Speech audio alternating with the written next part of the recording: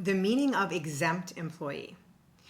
Did you know that paying an employee a salary alone does not qualify that employee to be exempt from overtime pay?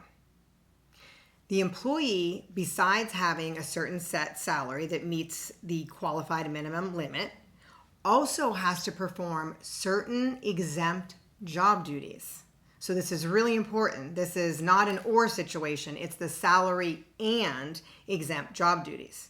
So what are exempt job duties?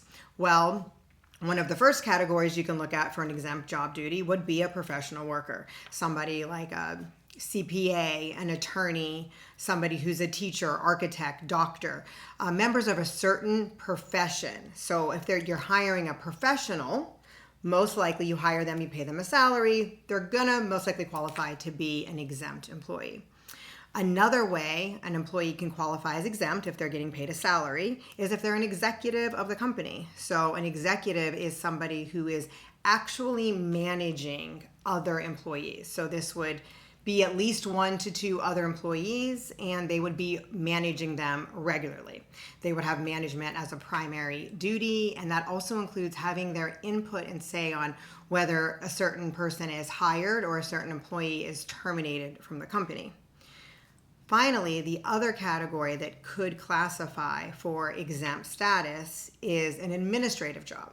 Now, this category you got to be a little bit careful with because it's the most confusing to actually see if it works in this fashion. But basically, an administrative employee would be somebody who's doing some type of office or non-manual work. They're going to be directly related to the management of the business or the general operations of the business, and they're going to have to be in a position where they actually do have to exercise independent judgment on the business decisions. So if you're not under one of these categories, professional employee, executive as an employee, or an administrative employee, if you're not under one of those three and getting a salary, then most likely the exempt classification is not going to be proper for you. And in that case, you would be getting paid overtime hours if you work overtime. I hope this helps.